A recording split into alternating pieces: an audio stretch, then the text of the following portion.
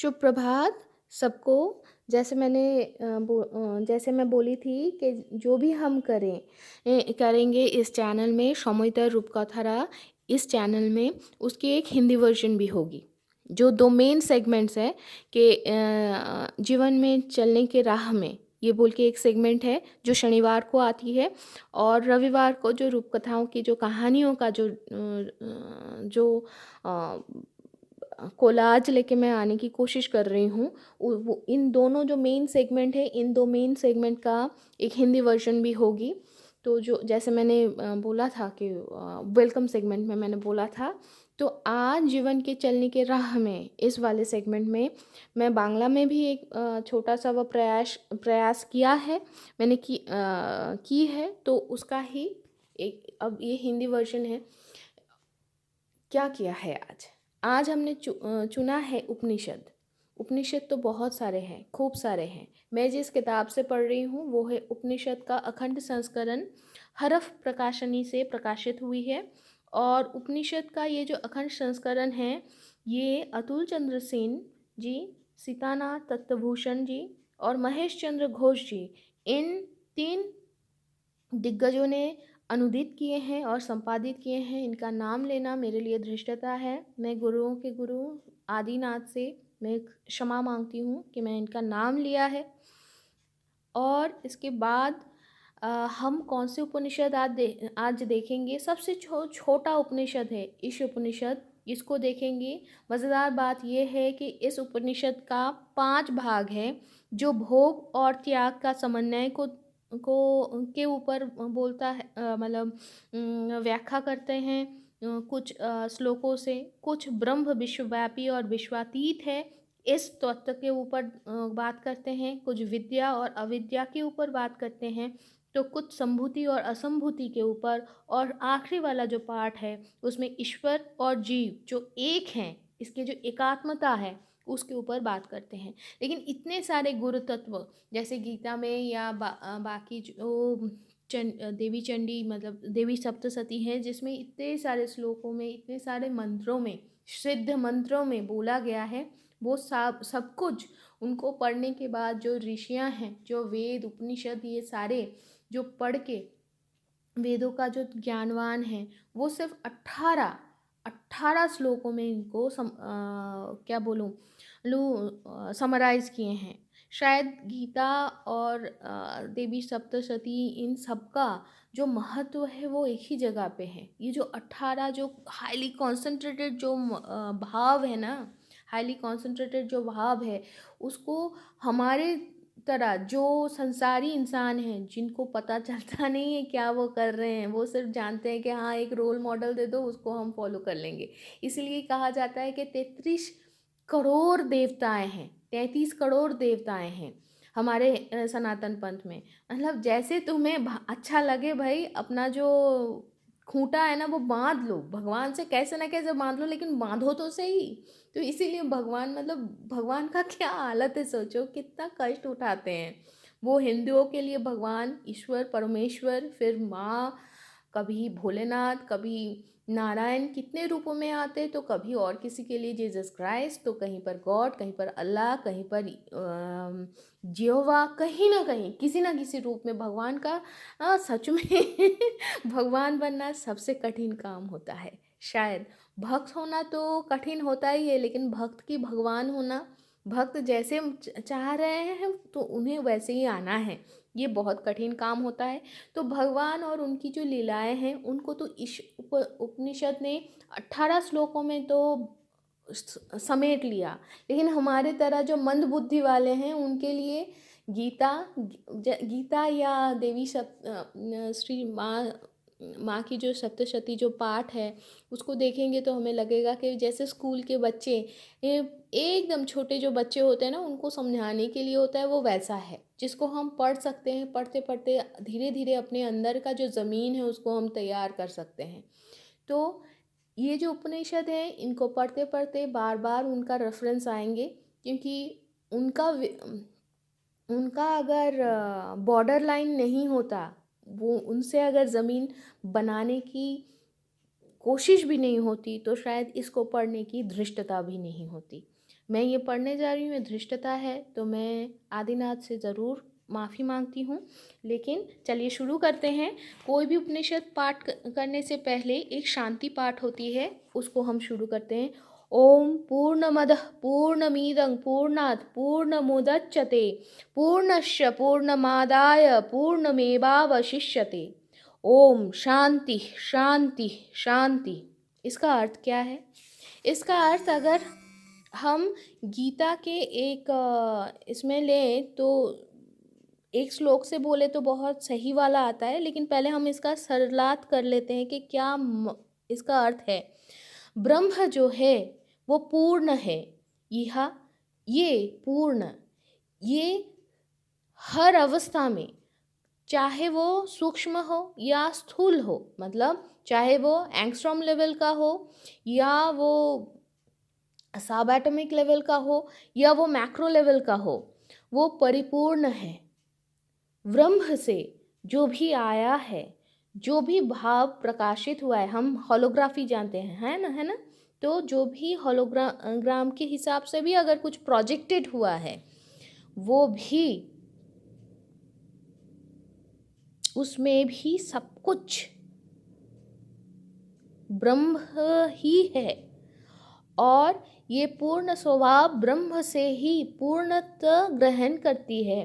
पूर्ण अर्थात पूर्ण ही होता है, अर्थात पर ब्रह्म ही शेष रहते हैं। तो इस मंत्र के उच्चारण से हम चाहते हैं कि त्रिविध जो विघ्न है, आध्यात्मिक, आधिदैविक और आधि भौतिक, इनका शांति हो।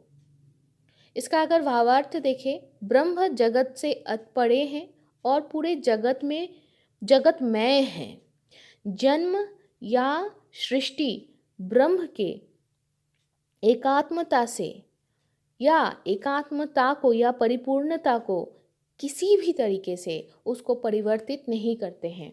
मतलब whatever the phase is, whatever the state is, whether it is in the energy state or whether it is in a material state, everything on a whole will remain constant.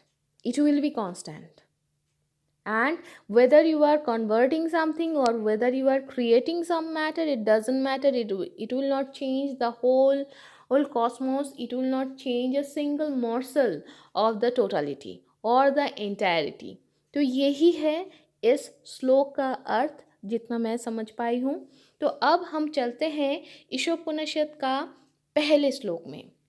Isha भाष्यमीदं सर्वं जत् किंच जगत्यां जगत तेन तक्तेन भुंजिथा मा गृधः कश्यस्वित् धनम। इसका आसान अर्थ क्या है? ये जो गतिशील विश्व है, इसमें जो कुछ भी चलायमान है, मतलब जो भी चलता है, जो स्थिर नहीं है, जो चंचल है, वो ईश्वर के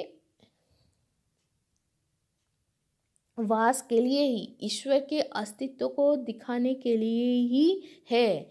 ये आपको मानना, ये आपको सोचना पड़ेगा। This is the what first you have to think it is. क्योंकि जब हम लोग अगर हम सोचें कि भाई ये क्या है, उसके लिए मैथमेटिक्स में दो तरीके का प्रूफ होता है। एक होता है कि हम डायरेक्टली प्रूफ करें, और एक प्रूफ होता है कि जिसमें हम लोग मान के चलते कि ये है या ये नहीं है। अब जो है मैंने माना है, हम प्रूफ करते हुए उसको अगर डायरेक्टली प्रूफ कर पाए तो ठीक है भाई, ये ज़ीरो है equals to zero, then it is okay. और कभी कभी हम लोग कैसे करते हैं, हमने मान के चला है कि ये है, और फिर हम लोग उसको प्रूफ कर रहे हैं कि हाँ ये नहीं है। तो इसमें मैथमेटिकल ये जो मेथड है, इसमें हमने क्या देखा, हमें मानना पड़ता है। ठीक वैसे ही यहाँ पर बोला गया है कि जो भी गतिशील है वो सारे ईश्वर के आवास के लिए ही है, मतलब उनके अस्तित्व के लिए ही है, उनके अस्तित्व को अस्तित्वमान समझाने के लिए है, हम ऐसे कह सकते हैं। या ऐसे भी बोल सकते हैं कि ईश्वर से ये जो जगत, इसका जो सारे वस्तुएं हैं वो सारे आच्छादित हैं, मतलब everything has been veiled by the existence. Everything whatever is existing is being veiled by the almighty. अब आपको क्या करना है, त्याग के साथ भोग करना है। किसी के भी संपत्ति के ऊपर कैसे न कैसे लोभ नहीं करना है। अब क्यों बोला गया है तक्तेन भंजिता, this was the first two things in the second line of this shloka. इसका अर्थ है क्या है, त्याग के माध्यम से ही भोग करना है। क्यों? क्योंकि सब कुछ, वो चाहे गतिशील हो, वो चाहे स्थिर हो, कुछ भी हो, वो भगवान से ही जुड़े हुए हैं। इस श्लोक में ये कहा जा रहा है कि ये सारे जो चंचल चीज़ें हैं, ये सारे एक स्थिर बिंदु से जुड़ा हुआ है, और वो जो स्थिर बिंदु है वो है हमारे लिए भगवान, वो है हमारे परमेश्वर।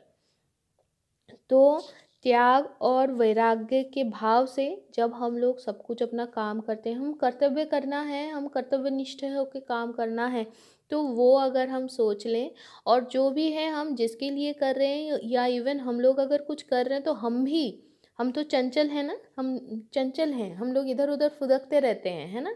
तो ये जो चंचल जो हमारा अस्तित्व है, ये वो स्थिर अस्तित्व से ही जुड़ा हुआ है।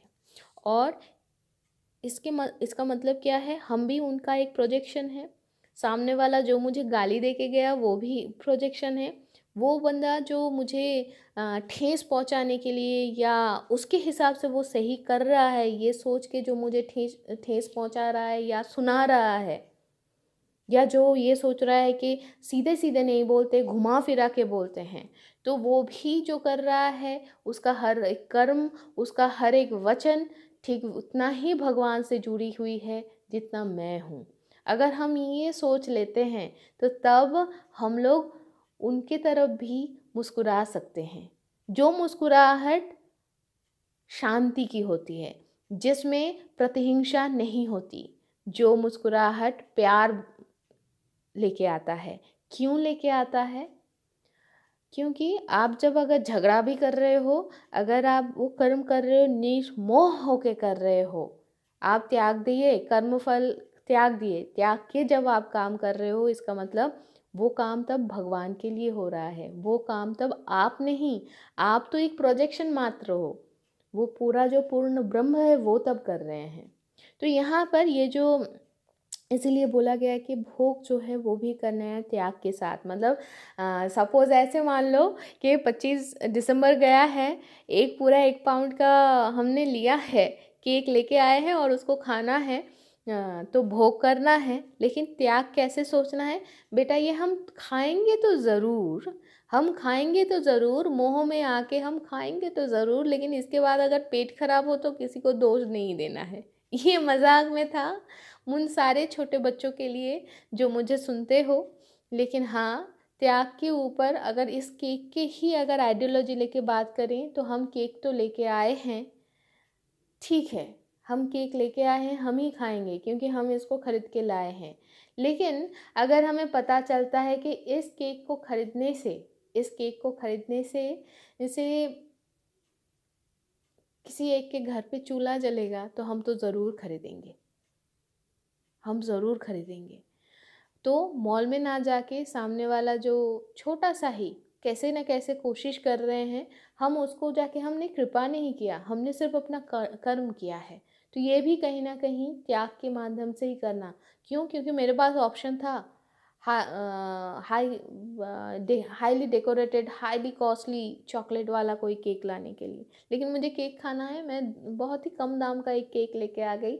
खाना है, वो करना है, लेकिन हमने त्याग कैसे किया, कैसे परमेश्वर को याद किया कि यार सामने वाले को भी तो थोड़ा हेल्प हो जाए। ऐसा नहीं कि हमेशा हमें बांटने से ही हमारा पुण्य होता है, ये भी होता है कि हम कौन सा डिसीजन ले रहे हैं। हर एक डिसीजन के पीछे अगर थोड़ा सा सोच होता है, तो वो भी शायद कहीं ना कहीं हम लोगों को त्याग के प्रति आकर्षित करता है।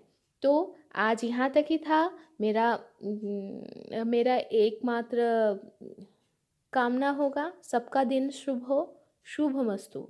टाटा।